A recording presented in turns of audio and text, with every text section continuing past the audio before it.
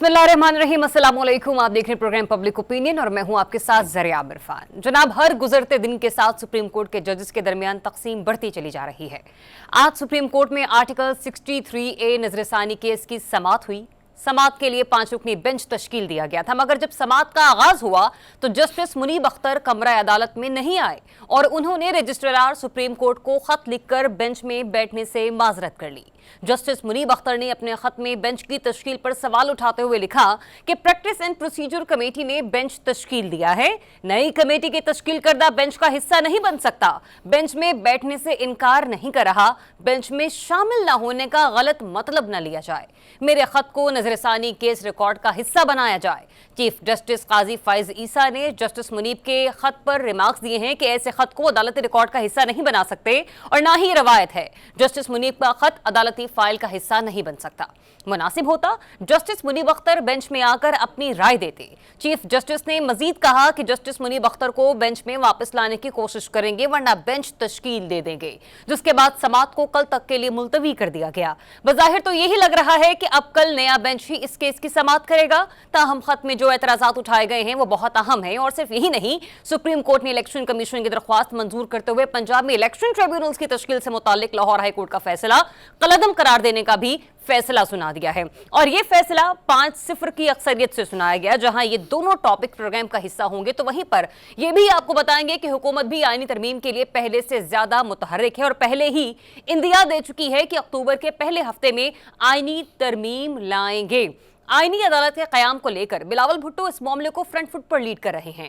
आज उन्होंने कोयटा में पीपल्स लॉयर्स फोरम बलोचिस्तान की तकरीब से खिताब करते हुए कहा कि हम ऐसी आईनी अदालत बनाना चाहते हैं जहां चारों सूबों की नुमाइंदगी हो। ताहम मौलाना भी आईनी तरमीम को लेकर खासी कंफ्यूजन का शिकार नजर आ रहे हैं। एक तरफ वो ये कह रहे हैं कि ये जाली पार्लियामेंट है, उनके पास आईनी तरमीम का मैंडेट नहीं, तो दूसरी ही तरफ उनका यह भी कहना है कि आईनी अदालत के कयाम की हिमायत करेंगे और JUI आईनी ड्राफ्ट खुद लेकर आएगी। इन तमाम इश्यूज पर बात करने के लिए प्रोग्राम में हमें ज्वाइन कर रहे हैं सीनियर तज्जियाकार मोहम्मद निशाद अली साहब, आमिर खाकवानी साहब, माजिद इज़ामी साहब और साबिक जस्टिस साहब माहिर कानून शाइक उस्मानी साहब भी हमारे साथ मौजूद होंगे। शाइक उस्मानी साहब, आपसे प्रोग्राम का आगाज करूंगी। सर, सबसे पहले तो ये बताएगा, एक तरफ chief justice of Pakistan justice Qazi Faez Isa साहब ये कह रहे हैं कि 63A का मुकदमा बड़ा अहम है, तो दूसरी तरफ वो ये भी कह रहे हैं कि आपका खत फाइल का हिस्सा नहीं बना सकता। मतलब एक ही जुमलों में दो किस्म के मामलात हैं, एक एतराज है तो एक में वो वजह पेश करें। जबकि हमने ये भी देखा कि माजी में जस्टिस मंसूर अली शाह भी इस हवाले से एक खत लिख चुके हैं जिसके ऊपर चीफ जस्टिस ऑफ पाकिस्तान ने 14 तौजीहात जरूर पेश की थी, लेकिन उस सवाल का जवाब नहीं दिया जो कि मंसूर अली शाह साहब ने पूछा था कि इस मामले को फुल कोर्ट के सामने लाया जाए। देखिए, बात यह है कि जो कोर्ट में जो खत किताबत होती है रजिस्ट्रार के साथ या एक दूसरे के साथ, उसको ऑर्डर का हिस्सा आमतौर से नहीं बनाया जाता। अच्छा। वो चीज़ पर्सनल होती है, आपस में जजेस की बात होती है। तो इस लिहाज से तो है फाइज साहब का ये फैसला सही है कि उसको वो हिस्सा नहीं बनाया जाएगा। लेकिन जहाँ तक के वो किसी जज का न बैठना किसी केस में, न सुनना किसी केस को, ये उसका अपना डिस्क्रेशन होता है, अपनी सवाबदी होती है और उसमें कोई उससे कुछ नहीं कह सकता। रिक्वेस्ट कर सकते हैं लेकिन और कुछ नहीं कर सकते, ये अपनी मर्जी होती है, ये जज का प्रेरोगेटिव है। तो ये चीज़ है और जो भी वो आमतौर से होता नहीं है, ये होना नहीं चाहिए। सुप्रीम कोर्ट को तकरीबन एक साथ ही बैठना चाहिए और फैसला करना चाहिए क्योंकि वो सबसे बड़ी अदालत है। लेकिन शाइक उस्मानी साहब, जिस तरीके से पहले practice and procedure act committee के कॉन्डक्ट पर सवालिया निशान लगा, उसकी आईनी हैसियत पर सवालिया निशान लगा, अब जस्टिस मुनीब अख्तर साहब के हवाले से मौक़िफ़ इख्तियार करना और बेंच से अलहदगी के हवाले से उनका मौक़िफ़ मंजर आम पर आ रहा है, आपको नहीं लगता है कि इसके बाद ये चीज़ें जो हैं वो थोड़ी सी आसान हो जानी चाहिए क्योंकि मामला हसास है, बात आर्टिकल 63A की है? जी देखिए, बात जो है वो 63A की है यकीनन, लेकिन ये जहाँ तक के जजेस की शमूलियत की बात है वो उनका अपना डिस्कशन है। अच्छा। वो इस पर आप कुछ नहीं कह सकते, वो बिना पे किया वो उनकी मर्जी है। और अगर वो समझते हैं कि वो उनकी मर्जी इस वजह से नहीं किया क्योंकि वो कमेटी को मानते नहीं है जो बनी है, जस्ट ये जो एक्ट अभी रिसेंटली बना था तो ठीक है, उनकी मर्जी है, ये उनका राइट है, वो कर सकते हैं, इसमें कोई बात नहीं, कोई गुंजाइश नहीं है, कोई क्रिटिसिज्म। ठीक है। और ये जिस तरह से अब आज 30 सितंबर थी और केस लगा समाअत के लिए, लेकिन डेफिनेटली जस्टिस मुनीब की वजह से ये समाअत कल तक के लिए मुलतवी होगी। आपको लगता है कि 63A नज़रसानी केस में फैसला मुअत्तल भी हो सकता है? हो सकता है यकीनन, क्योंकि अभी जो मैं देख रहा था टीवी पे कि जो ये 63A का फैसला काजी फैज ईसा साहब ने जो किया है, उसमें उन्होंने ये कहा है कि रजिस्ट्रार जो है दोबारा रिक्वेस्ट करे जस्टिस मुनीब अख्तर से, और अगर वो नहीं शामिल होते तो हम कोई और जज अपॉइंट कर देंगे, कोई और जज अपॉइंट हो जाएगा और फिर वो उसका फैसला होगा, क्योंकि 63A के ऊपर फैसला बहुत ज़रूरी है, खासतौर से इस वजह से जो कि अभी जो जजमेंट आई थी, फुल कोर्ट की जजमेंट जो आई थी, सॉरी जो 8 जजेस की जजमेंट आई थी, उसमें कोई ऐसे नुकात हैं जिसमें कि 63A जो है बहुत ही इम्पोर्टेंस उसकी हो गई है। सही। अच्छा सर, आज एक और जजमेंट भी आई है और उसमें हमने ये देखा कि पंजाब में इलेक्शन ट्राइब्यूनल्स की तश्कील से मुताल्लिक लाहौर हाई कोर्ट का फैसला कलअदम करार दे दिया है सुप्रीम कोर्ट ने। आप इसको किस तरीके से देख रहे हैं? क्योंकि रिमार्क्स में ये कहा गया कि हाई कोर्ट के जज ने चीफ इलेक्शन कमिश्नर और चीफ जस्टिस की मुलाकात ना होने को मद्देनजर नहीं रखा। अगर मुलाकात ना होना मद्देनजर रखते तो ऐसा फैसला ना किया जाता। क्या मुलाकातें भी फैसलों का तयन करती हैं? मुलाकातें तो होती रहती हैं हमेशा। ये जजेस का ये कॉन्सेप्ट जो लोगों के जहन में है कि वो बस सुनते हैं और उसके बाद फैसला हो जाता है, नहीं, हमेशा देखिए जब भी जजेस 2, 3 या 4 जो भी नंबर होता है उनका, जब वो सुनते हैं तो पहले सब जज कोशिश यही करते हैं कि एक कंसेंसस हो जाए। वो सब मीटिंग करते हैं, एक दूसरे से डिस्कशन करते हैं और आर्ग्यूमेंट्स करते हैं, और जब कंसेंसस नहीं होता उसके बाद फिर वो कहते हैं ठीक है, जो एग्री नहीं करता वो उसमें डिसेंटिंग नोट लिख दे। तो ये मुलाकात कोई अजीब चीज़ नहीं है, ये आमतौर से होती रहती है। ठीक है। शाइक उस्मानी साहब, आपकी गुफ्तगू हमारे दीगर मेहमान भी सुन रहे हैं। आमिर खाकवानी साहब, आपसे इस मामले पर बात करना चाहते हैं। गुफ्तगू तो आपने सुनी शाइक उस्मानी साहब की, लेकिन ये बताइएगा कि जो फुल कोर्ट का मामला है, इस पर जस्टिस मंसूर अली शाह साहब ने भी सवाल निशान लगाया था और अपना एक खत भेजा था। फिर आज जस्टिस मुनीब अख्तर साहब भी इसी किस्म की गुफ्तगू करते हुए नजर आए।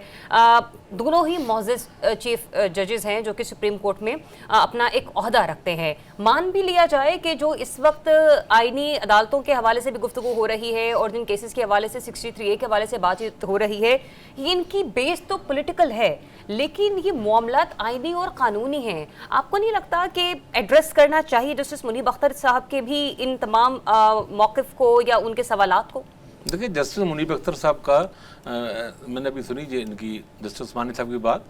जस्टिस मुनीब अख्तर साहब एक एहतजाज के तौर पे इसमें इस बेंच का हिस्सा नहीं बन रहे। यानी ऐसा नहीं है कि नसीब उन पर कोई एतराज़ किया गया हो, वो छोड़ दिया गया हो, या उनको कोई और रिजर्वेशन के मसले हो, वो उसका बेंच का हिस्सा बनना चाहते हैं। उन्होंने ये वजाहत की है कि चाहते हैं, लेकिन उन्होंने एक पॉइंट पर एक तरह का एहतजाजन इसका हिस्सा नहीं बन रहे, और उनका हिस्सा बनना इसलिए ज़रूरी है कि ये नज़रसानी केस है और इसमें जस्टिस मुनीब अख्तर ने फैसला सुनाया हुआ, और पहले ही इस बेंच से 2 लोग जो हैं, जो सीनियर जज साहबान वो रिटायर हो चुके हैं। जस्टिस जाजुल हसन भी छोड़ गए हैं, मुस्ताफ़ी हो गए थे, और जस्टिस ताबंदियाल भी ऑलरेडी। यानी आप एक समझें, हमेशा होता तो जहरे यही है, असूल यही होता है कि नज़रसानी उसी के सामने ही जाता है जिन्होंने ये फैसला सुनाया हो, लेकिन चूंकि उसमें रिटायर हो जाते हैं तो उनकी जगह फिर और भी आ जाते हैं। और इसमें फिर फिर इसमें एक और कंट्रोवर्सी इससे है कि 17 जुलाई को ये एक और भी एक बहस है कि इसका कोई एक और बेंच बना था जिसमें काजी फाइज नहीं थे, उसको जस्टिस मंसूर अली शाह थे। तो अब काजी साहब इसमें खुद शामिल हुए हैं और जस्टिस हमीदुद्दीन खान को भी शामिल किया है, और जिस तरह का ये बेंच बना है उससे भी ज़ाहिर है कई चीज़ें ऐसी हैं जिस पे, और बहरहाल एक तो बहरहाल नज़र आ रही है, एक बात तो ये नहीं कही जा सकती जो सेफ है, जिस पे कोई कंटेम्प्ट भी ना लगे, कि गैर मामूली उजलत दिखाई जा रही है अचानक ही। लेकिन अभी 2 साल से देखिए मैं ये कहना 2 साल से ये पेंडिंग पड़ा हुआ इशू, कोई अगर हुकूक वाबस्ता थे, सब चीजें 2 साल से थी ना। काजी साहब को भी मेरे ख्याल में सितंबर की मिड में आए हैं, यानी उनको भी 1 साल हो चुका है पूरा, आखिरी महीना काजी साहब 25 को जा रहे हैं। अचानक ऐसी क्या उजलत,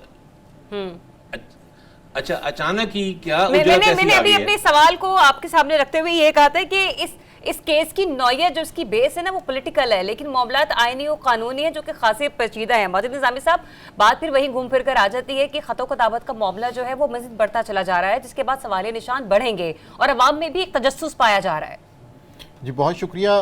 ये मामला मुझे कोई हतमी रुख इख्तियार करता इसलिए नज़र नहीं आ रहा कि इसकी एक प्रॉपर टाइमलाइन है जिसमें हमारे सामने फ़ैसले मौजूद हैं, जजेस के इख्तलाफात मौजूद हैं। जिस तरह जस्टिस मुनीब ने आज बेंच में बैठने से इनकार किया, तो पहले अगर हम तारीख़ पे नज़र डालें तो ये बड़ा नॉर्मल है।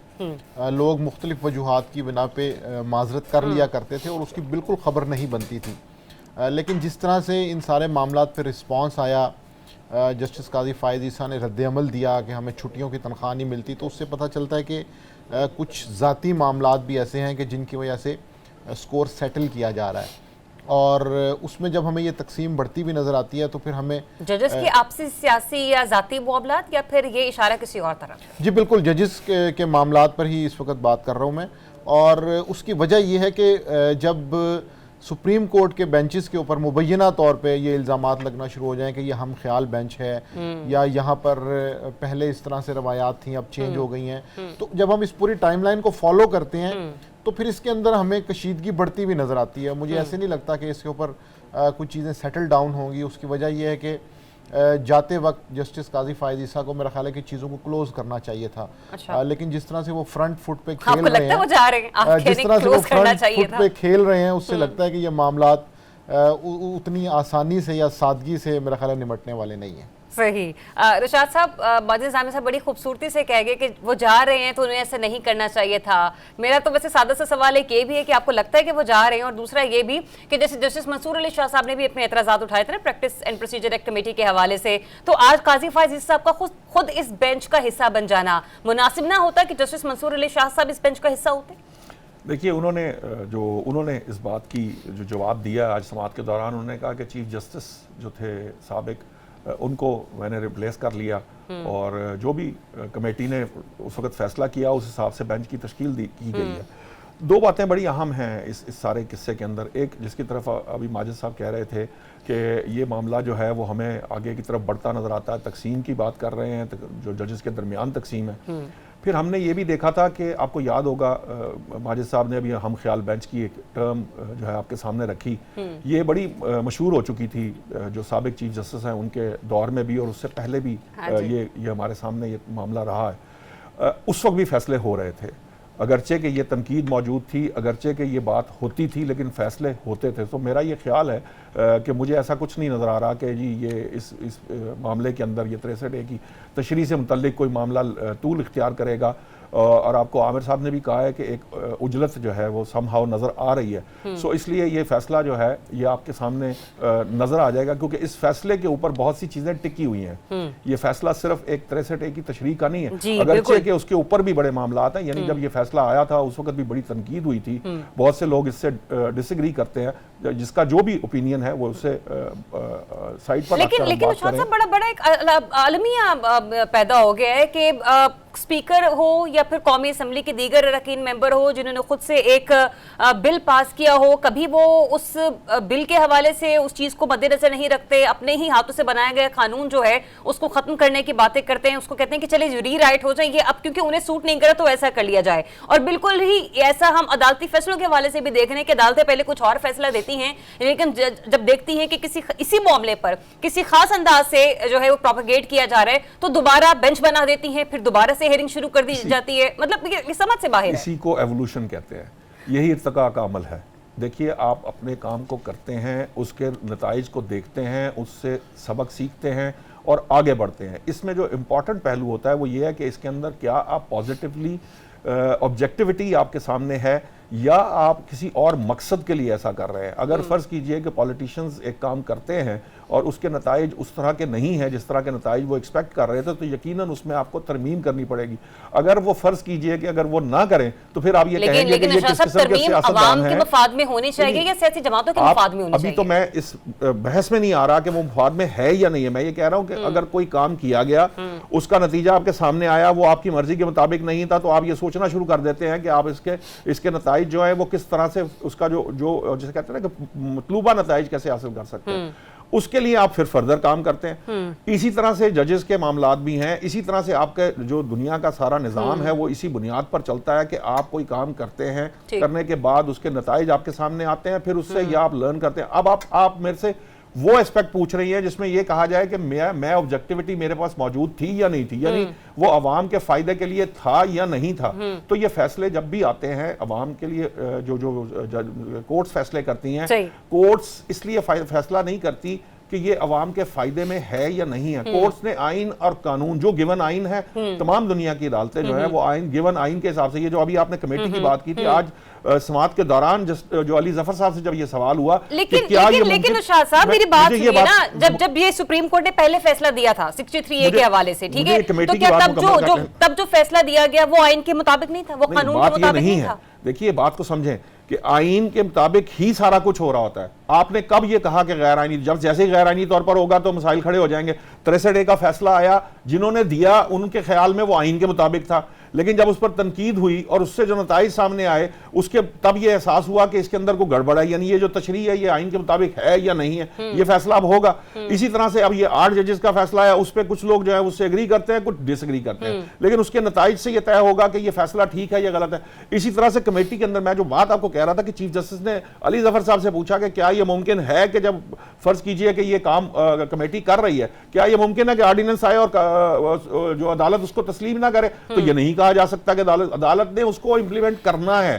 हाँ, आप इस कमेटी जो बनी है या जो तरमीम आई है, इसको सुप्रीम कोर्ट में चैलेंज करने के बाद इसको टर्न डाउन कर दें, फिर ये एक अलग डिबेट है। लेकिन वंस एक ऑर्डिनेंस आया, ऑर्डिनेंस लाने का मकसद क्या है और मतलब क्या है? मतलब ये है कि एक कानून हुकूमत ने इंट्रोड्यूस करने की कोशिश कर रही है, ऑर्डिनेंस के जरिए लाई है, बाद में वो असेंबलियों के जरिए पास होता है या नहीं होता, वो उसको सर जी अगर असेंबलियों के जरिए पास होना होता तो ऑर्डिनेंस लाने की जरूरत ही ना पेश आती है। लेकिन ऑर्डिनेंस की, ये ऑर्डिनेंस लाना आईनी है, ऑर्डिनेंस गैर आईनी तौर पर नहीं आता। मैं आपकी बात से एग्री कर रही हूं यहाँ पर, लेकिन मैं आपको ये भी नहीं, जिस तरह से ये ऑर्डिनेंस आया और फौरी तौर पर उस पर अमल दरामद हुआ, ये तो आपकी स्पेकुलेशन है या आपकी असम्पशन है? सर जी मेरी असम्पशन स्पेकुलेशन नहीं है, जो हुआ वो हम सब ने देखा, घंटे में आता है ऑर्डिनेंस और उसके अंदर फौरी तौर पर प्रिंसिपल बात कर सकते हैं ना, कहां से आया कहां से नहीं आया। या तो मेरे पास उसका एविडेंस है, मैं वो वीडियो निकाल के दिखाऊं, ये फलां साहब को करा रहे हैं, मेरे पास इस तरह की चीज नहीं है, कहीं से भी आए। एक तो ये ऑर्डिनेंस आया, काजी साहब का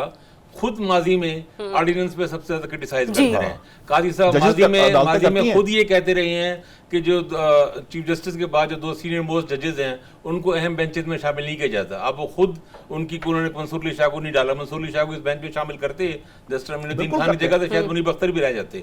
काजी साहब खुद जो कहते रहे हैं माजी में वो सब उनसे अलग कर रहे हैं अपने आप को। अच्छा फिर देखें ऑर्डिनेंस क्या है। ऑर्डिनेंस ये आया कि इस जजेस कमेटी में एक मेंबर चीफ जस्टिस होगा, एक सीनियर मोस्ट जज होगा और तीसरा जो होगा चीफ जस्टिस की मर्जी पे होगा।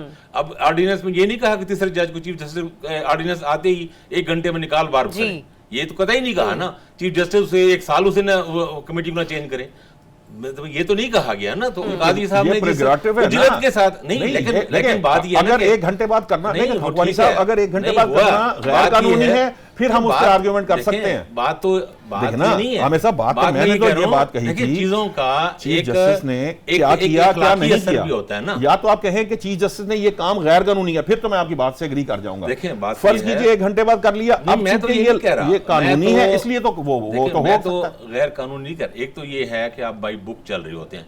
अब हमने देखा है काजी साहब के जो हमारे चीफ जस्टिस पाकिस्तान है, बहुत हम उनका रिस्पेक्ट करते हैं और वो बड़ा वो क्लेम करते हैं मैं बाई बुक जाते हैं।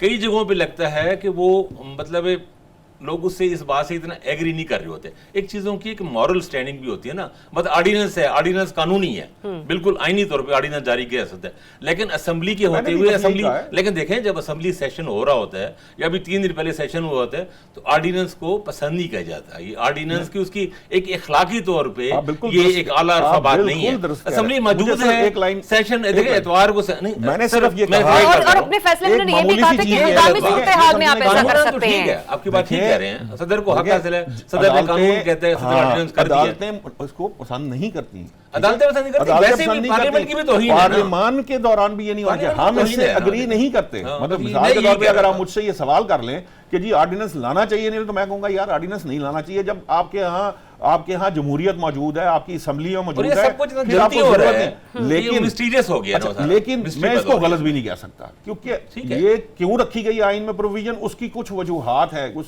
जो आइन की अपनी स्कीम है उसके तहत किसी वक्त आपको ऑर्डिनेंस के जरिए कोई काम करना है, मैं जाती तौर पर ये समझता हूं कि नहीं आना चाहिए, लेकिन अगर वो आया है तो उसको हम गैर आईनी गैर कानूनी नहीं चलो एक और मामला है, एक और अहम मामला है जिसपे मैंने आज अभी शाइख उस्मानी साहब से भी गुफ्तगू की थी कि इलेक्शन ट्रिब्यूनल्स की तश्कील से मुतालिक जो लाहौर हाई कोर्ट का फैसला था उसे सुप्रीम कोर्ट ने कलअदम करार दे दिया। माजिद निज़ामी साहब, मैंने जैसे कि भी एक मौके फैसला जब जारी किया गया तो उसमें कहा गया कि हाई कोर्ट के जज ने चीफ इलेक्शन कमिश्नर और चीफ जस्टिस की मुलाकात ना होने को मद्देनजर नहीं रखा, और अगर मुलाकात ना होना मद्देनजर रखते तो ऐसा फैसला ना किया जाता। मेरा पहले भी यही सवाल था, मैं फिर यही सवाल जानना चाहती हूँ उसका जवाब आपसे, लेकिन आपके तज्ज़िये के मुताबिक कि क्या वाकई मेल मुलाकातें मैटर करती हैं फैसलों के हवाले से, कि फैसले का तयन क्या किस तरह से किया जाएगा, किसके हक में किया जाएगा? जी बिल्कुल, उसकी वजह ये कि जब दो आईनी इदारे एक दूसरे से काम के हवाले से बात करते हैं तो ये ज़रूर उसमें मुशावरत का अमल होता है। अब इसकी इम्पोर्टेंस क्या है वो मेरा ख्याल है कि उसके ऊपर ज़्यादा बात की जानी चाहिए, क्योंकि इस बुनियाद पे ये मसला कंट्रोवर्शियल हो रहा है। वो बुनियाद ये है कि अगर हमें याद हो, तहरीक इंसाफ ने एक वाइट पेपर इशू किया था इलेक्शंस के बाद, जिसमें उन्होंने क्लेम किया था अपनी कुछ सीट्स के बारे में। तो उस वाइट पेपर के जो अदादो शुमार हैं वो बड़े दिलचस्प हैं। पीटीआई का क्लेम ये है कि ऐसी 30 सीटें हैं नेशनल असम्बली की जिन पे उनके पास 90% से ज़्यादा फॉर्म 45 ओरिजिनल मौजूद हैं। फिर इसी तरह उनका ये दावा है कि उनके 17 ऐसी सीटें हैं कि जिसके ऊपर 80% से ज़्यादा ओरिजिनल फॉर्म 45 उनके पास मौजूद हैं। फिर उनका एक और दावा है कि जी 11 ऐसी सीटें हैं कि जिनके ऊपर उनके पास मोर देन 70% जो ओरिजिनल फॉर्म 45 है। तो ये अगर हम तादाद बनाएं तो ये 60 बनती है, और इस 60 की जो मेजॉरिटी है वो पंजाब के अंदर है। तो इस वक्त जो एक पूरी थ्योरी डिस्कस की जा रही है वो ये है कि मिसाल के तौर पे वो 30 सीटें जिनके ऊपर 90% फॉर्म 45 मौजूद हैं, उनको अगर इलेक्शन ट्रिब्यूनल्स में ले जाया जाता है तो वहाँ पर कैसे फ़ैसले होंगे, ये है वो बुनियादी मसला।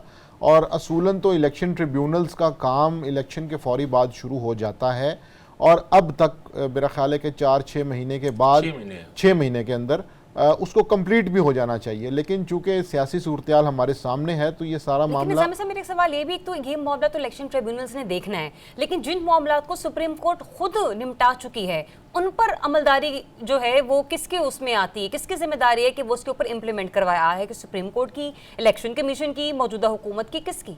जी बिल्कुल, कुछ ये फैसले तो हवा में लटक गए, मौलिक हो गए। जी बिल्कुल, उसकी वजह यह कि चूंकि इलेक्शन ट्रिब्यूनल्स मौजूद नहीं थे, हमारे सामने बलूचिस्तान की मिसाल है कि वहाँ पे इलेक्शन ट्रिब्यूनल्स के अंदर कुछ ऐसे फैसले हुए कि जिसके अंदर इलेक्शन नताइज तब्दील हुए, तो वो लोग वहाँ से निकल के सुप्रीम कोर्ट में अपने लिए रिलीफ लेने के लिए आए। सो पंजाब की पॉलिटिक्स में इलेक्शन ट्रिब्यूनल्स इसलिए इम्पॉर्टेंट हैं कि ये जो 140 से ज़ायद सीटें हैं इसके ऊपर कंट्रोवर्सी क्रिएट होनी है। तो इसलिए यहाँ पर ये कोशिश की जा रही है, मुबैना तौर पर हुक्मरान जमात या रियासती इदारों के कुछ लोग ये चाहते हैं कि यहाँ पर ट्रिब्यूनल्स के अंदर कोई ऐसा मसला ना खड़ा हो कि जिसकी वजह से ये जो ऑनगोइंग सिस्टम है इसके ऊपर कुछ सवाल। लेकिन बड़ी बदकिस्मती की बात है कि इलेक्शन कमीशन खुद इसमें कोऑपरेट करता हुआ नजर आ रहा है। एक ब्रेक लेते हैं, ब्रेक के बाद स्टे ट्यून्ड, पब्लिक ओपिनियन। जी वेलकम बैक वंस अगेन। जनाब, 26वीं आईनी तरमीम के लिए हुकूमत ने एक बार फिर से कमर कस ली है और कहा यह जा रहा है कि अक्टूबर के पहले हफ्ते में आईनी तरमीम का मसवदा जो है वो पार्लियामेंट में पेश किया जाएगा। लेकिन सवाल बार बार यही उठता है कि आईनी अदालत का क़याम कितना ज़रूरी है, और इतना ज़रूरी है कि इसको फौरी वक्त तश्कील दिया जाना बहुत इंपॉर्टेंट हो चुका है। साथ ही साथ ये कि आज बिलावल भुट्टो जरदारी साहब ने गुफ्तगू की और उन्होंने कहा कि हम ऐसी आईनी अदालत बनाना चाहते हैं जिसमें तमाम सूबों की बराबर की नुमाइंदगी हो। और सिर्फ उन्होंने यही नहीं कहा कि तमाम सूबों की बराबर की नुमाइंदगी हो और वफाक की आईनी अदालत तश्कील दी जाए, बल्कि उन्होंने कहा कि सूबाई आईनी अदालत का होना भी बहुत ज़रूरी है। इसके अलावा उन्होंने जजेस की तकर्रुरी के निज़ाम को तब्दील करने की ज़रूरत पर भी जोर दिया है। हाफिज एहसान अहमद माहिर कानून हमारे साथ मौजूद है, उन्हें शामिल करते हैं। हाफिज साहब, बहुत शुक्रिया आपके वक्त के लिए। सबसे पहले तो ये फरमा दीजिएगा कि आईनी अदालत का क़याम हम हर रोज़ बात करते हैं कि इसकी टाइमिंग बड़ी इंपॉर्टेंट है, लेकिन जिस तरीके से आज गुफ्तगू की बिलावल भुट्टो जरदारी साहब ने कहा सिर्फ वफाकी आईनी अदालत ज़रूरत नहीं है, सूबाई सतह पर भी आईनी अदालत का होना बहुत जरूरी है। आपको लगता है कि वाकई हमारे जुडिशल रिफॉर्म्स के लिए वफाकी सतह पर, सूबाई सतह पर, दोनों एतबार से आईनी अदालत का होना बहुत जरूरी हो चुका है? बिस्मिल्लाहिर्रहमानिर्रहीम। ज़रियाब, एक तो बात बड़ी वाज़ेह है इस चीज़ के अंदर कि पाकिस्तान का जो जुडिशल या गवर्नेंस सिस्टम है वो ऑलमोस्ट डिसफंक्शनल हो चुका है, और उसके अंदर जो पाकिस्तान का आम आदमी है वो सबसे ज्यादा इस सारे प्रोसेस के अंदर सफर कर रहा है। ना उसका पुलिस स्टेशन सुनती है, ना उसका सिविल अदालत के अंदर उसकी जिंदगी के अंदर फैसला होता है, ना उसका फैसला हाई कोर्ट के अंदर विद इन टाइम होता है और ना ही सुप्रीम कोर्ट के अंदर।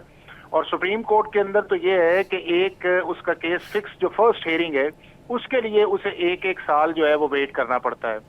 अब दूसरा उसके अंदर ये है कि क्या पाकिस्तान का जो जुडिशियल सिस्टम या गवर्नेंस सिस्टम है उसकी परसेप्शन जो है वो दुनिया के अंदर क्या है। तो दुनिया के अंदर हम 130 नंबर पे हैं और साउथ एशिया के अंदर हम लोएस्ट हैं इस वक्त। हमसे भूटान आगे है, मालदीव आगे है, उसके बाद आपका बांग्लादेश, इंडिया। तो सर आईनी अदालत का कयाम इन तमाम मसाइल का हल आपको नजर आ रहा है, बजाय इसके कि लोअर लेवल पर जुडिशियल रिफॉर्म्स की जाए? कि 76 साल से हमने पाकिस्तान के इस निज़ाम को चेंज करने की कोशिश नहीं की और जो चेंज होना चाहिए था वो हमारी इस पॉलिटिकल कन्फ्रंटेशन के अंदर चलता गया। और नौबत अब यहाँ पे पहुंच गई है कि पाकिस्तान की सुप्रीम कोर्ट के अंदर इंटरनली इतनी रिफ्ट हो चुकी है कि वो रिफ्ट जो है पाकिस्तान के जस्टिस सिस्टम को जो है वो किसी अब और तरफ लेके जा रही है। आईनी अदालत के कयाम से ये रिफ्ट वो खत्म होती हुई नजर आई? जाहिर सी बात है वहां पर भी बेंच में जो जजेस मौजूद होंगे। जब आपने किसी चीज का स्टार्ट करना है तो कॉन्स्टिट्यूशनल कोर्ट तो ये फर्स्ट स्टेप है। उसके बाद ये है कि आपकी ये कॉन्स्टिट्यूशनल कोर्ट की रजिस्ट्रीज हाई कोर्ट के अंदर होंगी। आपकी जो ये अदालतें हैं सुप्रीम कोर्ट या हाई कोर्ट जो है वो रेगुलर जस्टिस सिस्टम को एड्रेस करेंगी। वो आम आदमी जो है मोहम्मद शरीफ और दीन मोहम्मद का केस सुनेंगी और सारा दिन। लेकिन दीन मोहम्मद हर वक्त तो आईनी मामलात का किस्सा लेकर सुप्रीम कोर्ट नहीं पहुंचेंगे ना। मामलात तो जिन इश्यूज का उनको साइड पे किया जा रहा है ना। आम आदमी तो वो है जिसका प्लॉट का इशू है, जिसका प्रॉपर्टी का इशू है, जिसका खिलाफ किसी ने ज्यादती की है, इशू तो वो है। ये काम तो सारा दिन अदालतें जो है वो हाई कोर्ट्स के अंदर आप ये देख लें तो यहाँ पुलिस सामने है या उसके बाद डिपार्टमेंट सामने है या फेडरेशन सामने है। और यही सुप्रीम कोर्ट है जिसके अंदर आपको कभी जो है पॉलिटिकल पार्टीज एक नजर आती है, कभी दूसरी आती है। कभी कहते हैं 3 मेंबर्स बेंच बने, कभी कहते हैं 5 मेंबर्स बने, कभी कहते हैं फुल कोर्ट बने। ये सारे का सारा इसको मेजर सर्जरी की जरूरत है। अब अगर एक स्टेप जो है उसकी तरफ इनिशिएट लिया जा रहा है और दुनिया के 70 ममालिक के अंदर जो है आपकी कॉन्स्टिट्यूशनल कोर्ट्स बनती हैं और वो रेगुलर जस्टिस सिस्टम से है, उसके अलावा उनका काम ये होता है कि एनफोर्समेंट ऑफ फंडामेंटल राइट्स या उसके बाद जो है जो मेल एडमिनिस्ट्रेशन के इश्यूज हैं तो उसके अंदर अगर एक बिगिनिंग की जा रही है तो ये बिगिनिंग बड़ी मुनासिब है पाकिस्तान के। नहीं मैं हरगिज ये नहीं कह रही हूँ कि ये जो शुरुआत की गई है ऐसा होना नहीं चाहिए। एक तो इसकी टाइमिंग बड़ी इंपॉर्टेंट है सियासी एतबार से अगर इसे देखा जाए। दूसरा ये कि मैं तो बारहा ये बात कर रही हूँ कि निचली सतह पर भी जो अदालतें मौजूद हैं उनका मजबूत होना भी जुडिशियल सिस्टम के लिए बहुत इंपॉर्टेंट है। ज़रियाब ये है कि पाकिस्तान के अंदर हम हर चीज को जो है वो डिस्क्रेडिट करने की कोशिश करते हैं टाइमिंग की बुनियाद। आप मुझे बताएं कि 47 से लेके आज तक कभी हमने ये कहा है कि इस काम की टाइमिंग ठीक है। एक साइड कहता है ठीक है, दूसरी साइड कहती है ठीक नहीं है। और दूसरा ये है कि जब आपने सर 47 से लेकर तो अब तक हम ये भी कह रहे हैं कि मुल्क बड़े नाजुक मोड़ से गुजर रहा है, न जाने के नाजुक मोड़ कब खत्म होगा। मुल्क तो गुजरे या ना गुजरे, पाकिस्तान का आम आदमी तो नाजुक दौर से गुजर गया। उसकी आप फाइनेंशियल हेल्थ देख लें, उसकी लॉ एंड ऑर्डर सिचुएशन के अंदर उसकी रिस्पेक्ट देख लें, उसके अंदर इंस्टीट्यूशनल की डिलीवरेंस देख लें। सारे का सारा जो कंसंट्रेशन है वो पाकिस्तान की अदालत का या रियासत का किसी और तरफ है। तो अगर अब ये इनिशिएट होने लगा उस चीज के अंदर और हम हर दफा ये कहते हैं कि इंडिपेंडेंस ऑफ जुडिशरी इफेक्ट हो रही है, ये देखें जी सुप्रीम कोर्ट के साथ भाई पाकिस्तान की। अच्छा एक और सवाल मेरा ले लीजिए कि इंडिपेंडेंस ऑफ जुडिशरी जो है वो कॉम्प्रोमाइज हो रही, जो भी आपने गुफ्तगू की। आज बिलावल भुट्टो साहब ने भी एक जगह गुफ्तगू, उन्होंने कहा कि जजेस की तकर्रुरी के निजाम को तब्दील करने की जरूरत है। मतलब अब जज भी अपनी मर्जी के होंगे यहाँ पर? कहाँ जज अपनी मर्जी का है? मुझे ये बताएं कि 76 साल से जो पाकिस्तान के अंदर जज लग रहे हैं सबने कहा ये मेरिट पे लग रहे हैं। क्या इसके अंदर नेपोटिज्म नहीं है? क्या इसके अंदर फेवरेटिज्म नहीं है? क्या इसके अंदर चैम्बर्स की सिलेक्शन नहीं होती आप इस मुल्क के अंदर? क्या ये अपॉइंटमेंट अगर इतनी मेरिट के अंदर होती तो पाकिस्तान की जुडिशरी का सिस्टम कहीं और पहुंचा होता है ना। अब अगर चीज ये आई है कि जो एक नैरेटिव अब क्रिएट किया जा रहा है, हर चीज के ऊपर हम कोशिश करते हैं। नंबर 1 ये है कि पार्लियामेंट की लेजिस्लेटिव कॉम्पिटेंसी है कि वो आइन को अमेंड कर सकती है आर्टिकल 239 के नीचे जाके, अगर उसके पास 2/3 मेजोरिटी मौजूद है, दोनों हाउसेस के अंदर है। दूसरा उसके अंदर यह है कि जब दो पाकिस्तान के अंदर एक यूनानिमस इस पर कंसर्न्स है कि पाकिस्तान की सुप्रीम कोर्ट या हाई कोर्ट ओवर बर्डन है, इनके बर्डन जो मेजर जो है जो पब्लिक इंटरेस्ट लिटिगेशन का है उसे किसी और तरफ शिफ्ट करना चाहिए। ये 2006 से पाकिस्तान ठीक के है, अंदर एक ठीक है, हाफिज साहब हमारे साथ दूसरा रहिए। पाकिस्तान के अंदर जुडिशियल अपॉइंटमेंट्स ठीक। हैं, उसको बेहतर होनी चाहिए। अब दोनों इश्यूज जो हैं उसके अंदर ये है ना कि प्रपोजल है, काउंटर प्रपोजल है, उसको आगे तो लेके चले ना। ठीक है, ये ठीक तो है, नहीं ठीक है, कि हाफिज साहब सिर्फ ये आपका कह देना आपका कि जी पॉइंट आ गया। पार्लियामेंट- प्रोग्राम में दीगर मेहमान भी मौजूद हैं, मुझे उनकी तरफ भी बढ़ने दें। नौशाद साहब, जजिस का तकर्रुर जो है वो किया जाएगा हुकूमत और ऑपोजिशन की मर्जी से। 18वीं तरमीम का हवाला दे रहे थे आज बिलावल भुट्टो जरदारी साहब। लेकिन देखिए, मेरे ख्याल से जहाँ तक मुझे याद पड़ता है, हमारे पास एक यही दायरा रह गया जहाँ पर हम देखते हैं कि शायद मेरिट पर सुप्रीम कोर्ट के जजेस आ रहे होते, क्योंकि फिर ये तो नहीं होगा कि जजेस का जो तकर्रुर है वो सिर्फ लोअर कोर्ट्स की हद तक ही ऑपोजिशन और हुकूमत मिलकर तय करेंगी। बात तो फिर जब नीचे से चलेगी तो फिर ऊपर तक जाएगी। नहीं, देखिए, अब भी तो ये सारा मामलात ऐसे ही होते हैं। ये आपको लग रहा है ऐसे कि कोई कोई ऐसा प्रोसीजर ऑप्ट किया हुआ है आपने जो बहुत फ्लॉलेस है, ऐसा नहीं है। हम हमेशा से ये बात कहते आए हैं। एक दिलचस्प बात भी इसके बाद एक करना चाहूँगा कि आज से चंद दिन पहले जो लोग मेरे साथ हम आवाज़ होकर ये कहते थे कि जुडिशरी में रिफॉर्म्स होनी चाहिए, जैसे ही आईनी अदालत की बात आई है उन्होंने अपना जो है ना मौक़िफ़ बदल लिया है। अब वो कहते हैं नहीं होनी जान चाहिए। के मान टाइमिंग पाऊं की तो बुनियाद पर। एक मखसूस शख्स के हवाले से ही लोगों में तहफ़्फ़ुज़ात पाए जा रहे हैं। नहीं, मेरी बात मैंने ये क्यों कही, मुझे ये कहने की ज़रूरत क्यों पेश आई, इसलिए पेश आई। देखिए, हमारा प्रॉब्लम क्या है? हमारा प्रॉब्लम ये है कि हम बहुत शॉर्ट साइटेडनेस का मुजाहिरा करते हैं।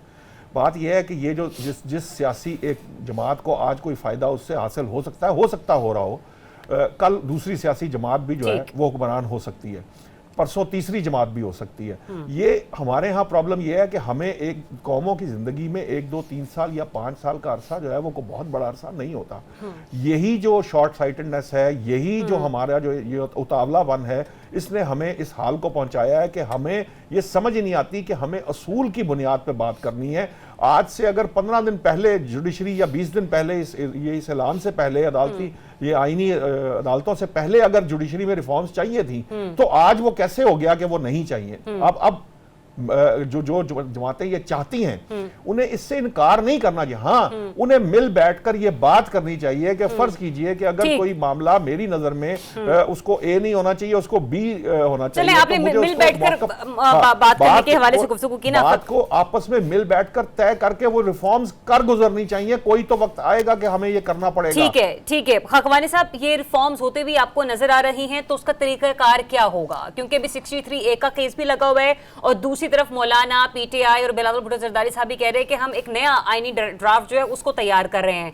और अगर 63A के हवाले से फैसला आता तो फिर मेरे ख्याल से मौलाना या उनके वोटों की भी जरूरत नहीं है हुकूमत को। देखिए, पहली बात तो ये कि मैं इस बात से बिल्कुल इतफाक नहीं करता कि ये जुडिशल रिफॉर्म लाई जा रही है। ये एक खास एजेंडा है जो उसको पूरा करना मकसद है और हम सब जानते हैं क्या है। मसलन मैं मिसाल देता हूँ, तीन बातें हैं। अगर जुडिशरी में रिफॉर्म लानी चाहिए, इसमें तो हम सब बात करने को तैयार है ना। हर अदारे में रिफॉर्म लानी चाहिए, जुडिशरी भी शामिल है। आप उस पर एक नेशनल डिबेट शुरू करें। ये 3 महीने अक्टूबर नवंबर कल यकम से डिबेट शुरू करें। एक पार्लियामेंट की मैं यही बात कर रहा हूँ ना, पार्लियामेंट की एक कमेटी बनाए जिससे 18वीं तरमीम में थी। 9 महीने बैठ के उसने तमाम पार्टियों के लोग शामिल थे। उसने 9 महीने क्लोज डोर में उसने डिस्कशन की, लोगों से भी तजावीज़ ली, सब चीज़ें ली और 9 महीने बाद उन्होंने एक मसवदा बना के किया जिसपे 18वीं तरमीम को एक एक्सेप्टेबल है सबके लिए। आप 3 महीने डिबेट कराएं, जनवरी से जनवरी से आप एक लेजिस्लेशन करें। ये काजी साहब भी रिटायर होकर 25 अक्टूबर चले जाएंगे, ये तनाज़ात खत्म हो जाएंगे और एक पूरी नेशनल डिबेट कराएं, प्रॉपर डिबेट कराएं कि जुडिशरी में रिफॉर्म कैसे करनी है। अच्छा, अब उसकी मुख्तलिफ तजावीज़ हैं, मुख्तलिफ आइडियाज़ लोग दे रहे हैं, इंडिया की तरह दे रहे हैं कि 5 सीनियर मोस्ट जजेस पे कि 5 सीनियर मोस्ट जजेस में मुश्तमिल एक कॉन्स्टिट्यूशन कोर्ट, चलो वो कॉन्स्टिट्यूशन केसेस सुने। ये हो सकता है जजेस की, अगर जिस तरह अभी हाफिज साहब ने कहा कि उनके प्रेशर ओवरबर्डन है, जजेस की तादाद बढ़ा दें। या कौम इतनी कुर्बानी दे रही है जजेस की सहूलतों और इन चीज़ों पर, वो ताहियात, इनकी पेंशन होती है, सब चीज़ें हैं। 17 जजेस हैं, 2 इसमें ढाक हैं, आप 4 जज और बना लें, 21 कर दें। क्योंकि आपने, या फिर आपने एक ऑप्शन ये कर दें कि सीनियर मोस्ट जज, अगर आपने कॉन्स्टिट्यूशन कोर्ट ही बनानी है तो 5 senior most top senior most जजेस उनसे पूछ लें कि आप ऑप्ट करना चाहते हैं कॉन्स्टिट्यूशन कोर्ट में जाने का, वो जाना चाहते हैं। उनको जो सीनियर लोग, ज़्यादा एक्सपीरियंस लोग हों, यानी एक मेलाफाइडी ना हो। ये सब कुछ बदनीयती की बुनियाद पर, और बदनीयती वाजे है, इतनी वाजे है, टपक रही है बिल्कुल ना, कि उसमें एक नीयतें इनकी ठीक नजर नहीं आ रही। मतलब आप देखें ना, ठीक है 47 से रिफॉर्म 76 साल जितने साल बनते हैं, 77 साल 77 साल हो गए हैं, 3 महीने और नहीं आ सकते। मतलब 3 महीने में कौन सी क़यामत आ जाएगी? शक्म जनवरी से आप एक डिबेट कराएं, क़यामत इस तनाज़ुर को रोकने खत्म के हो लिए जाने तो दें ना। कोशिश की जा रही थी। तो ये फिर ये नाम न लेना आम आदमी को। और मेरी बात सुने, देखिए आम आदमी सिविल जज पे और सेशन कोर्ट पे परेशान और जलील होता है। यही बात मैं हाफिज एहसान साहब से बात करती कि वो सुप्रीम कोर्ट की मतलब उन्हें नौबत भी नहीं पेश आती। सर माजिद निज़ामी साहब, मुझे ये बताइएगा कि मौलाना साहब कहाँ पे खड़े हैं? जी, बड़ा इम्पोर्टेंट सवाल इसलिए है कि जिस तरह से इस आइनी तरमीम का आगाज़ किया गया और ढूंढिया पिटी रही कि मुसव्विदा कहाँ है, कौन कौन सी तरमीम तजवीज़ की गई हैं, जिस तरह से मुलाकातें हुई मौलाना फजलुर रहमान से वो नहीं माने, तो फिर आइनी और कानूनी अक़दार का एक नया पोस्टर बना के सामने लाया गया। सो इससे पता चलता है कि अगर आइनी तरमीम इतनी ही वाज़े थी तो ये पहले 15 दिन पहले 20 दिन पहले क्यों नहीं हुआ। अब दूसरा उसमें जो एक इम्पॉर्टेंट पॉइंट है वो ये है कि चार्टर ऑफ डेमोक्रेसी को अब इस वक्त पीपल्स पार्टी और मुस्लिम लीग नून की जानिब से आगे लाया जा रहा है और कहा जा रहा है कि चूँकि उसमें ये दर्ज था और ये एक बड़ा पुराना एजेंडा है कि जिसको कंप्लीट करना था, तो इसलिए अब हम ये मामला सारा का सारा सामने लेके आ रहे हैं। लेकिन अब उसमें मामला ये है कि अगर हम मुकम्मल चार्टर ऑफ डेमोक्रेसी पढ़ें तो उसमें कई ऐसी शिकें हैं कि जो इस वक्त मेरा ख्याल है पीपल्स पार्टी और मुस्लिम लीग नून असम्बली के फ्लोर पे नहीं पढ़ना चाहेगी। मिसाल के तौर पे खुफिया एजेंसियों को ऐवान के अंदर डिस्कस किया जाएगा, उनके पॉलिटिकल सेल बंद किए जाएंगे। तो मेरा ख्याल है कि अगर चार्टर ऑफ डेमोक्रेसी के ऊपर अमल करना है तो उसकी 2-3 और शिकों के ऊपर भी मेरा ख्याल है आगाज़ कर देना चाहिए। सो जब ये टाइमलाइन हम देखते हैं तो पता ये चलता है कि इसके अंदर कई अगर मगर आए। अब उसके बाद एक आइनी और इखलाकी सहारा लेने के लिए ये कहा जा रहा है कि चूंकि पाकिस्तान के अवाम बहुत परेशान हैं तो इसलिए ये आइनी तरमीम की जा रही है। ठीक है, हाफिज एहसान अहमद साहब, मेरे पास सिर्फ लास्ट मिनट है, क्विकली रिस्पॉन्ड कीजिएगा। सिर्फ ये कहूँ कि जो टाइमिंग की आप बात करते हैं, 2007 के अंदर जस्टिस इफ्तिखार चौधरी साहब की मूवमेंट चली और पूरा पाकिस्तान, मीडिया, लॉयर सब उसके पीछे थे और उससे लेके आज तक 9 चीफ जस्टिस आए हैं पाकिस्तान के अंदर जो अब मशगूल जो अब जा रहे। किसी एक को हमने ऑनरेबल घर जाने दिए या किसी एक ने पाकिस्तान के अंदर जेन्युइन रिफॉर्म्स के ऊपर काम किया कि क्या वो चीजें सारी थी? क्या पाकिस्तान की सुप्रीम कोर्ट इन सारी चीजों को पॉलिटिसाइज उसने एड्रेस नहीं किया? क्या पाकिस्तान की सुप्रीम कोर्ट के जो मेजर फैसले आए हैं, यूसुफ रजा गिलानी से लेके 18th अमेंडमेंट से लेके पनामा वाला केस है, आर्टिकल 63A वाला केस है, या आपका जो अभी आया है प्रेसिडेंशियल रेफरेंस आया है, या अभी जो रिजर्व सीट्स वाला है, क्या ये पाकिस्तान के आइन और कानून के नीचे रह के ये फैसले आए? ये हमें अब तय कर लेना चाहिए उस चीज के अंदर। और खुदारा इस मुल्क के अंदर फिर एहसान अहमद साहब, आप ये कह रहे हैं कि सुप्रीम कोर्ट जो फैसले दे रही है या फिर सुप्रीम कोर्ट के जज साहिबान जो फैसले दे रहे हैं वो आइन और कानून से मुतसादिम है? पूछ लेना, निजामी साहब से पूछ ले, नुशाद भाई बैठे हैं, खाकवानी साहब से पूछे ना कि जिन फैसलों का मैंने जिक्र किया है वो पाकिस्तान के आइन और कानून के नीचे हुए हैं। कानूनी निगाह आप रखते हैं हाफिज एहसान अहमद साहब, ये सवाल मेरा आपसे है। हम तो बोलने, मैं तो जवाब देने को तैयार हूँ, मुझे अगर मौका दे दो। जी खाकवानी साहब दे दीजिए जवाब। लेकिन मैं ये कहता हूँ कि जिस जज ने ये 63A का अता बंदियाल साहब का जिन पे है, उन्होंने ही वो पार्लियामेंट बहाल कराई थी जो इमरान खान ने गैर कानूनी तोड़ी थी। तो जजेस के फैसले दूसरी तरफ भी हैं और बड़े जस्टिस जवाद खाजा जैसे चीफ जस्टिस भी हैं और भी कई चीफ जस्टिस हैं जो नॉन कंट्रोवर्शियल रहे हैं। चलिए ठीक है, बहुत शुक्रिया मेरे सभी मेहमानों को अपना वक्त देने के लिए और आप भी बहुत सा ख्याल रखिएगा। इजाजत दीजिए, अपना बहुत सा ख्याल रखिए। अल्लाह हाफिज।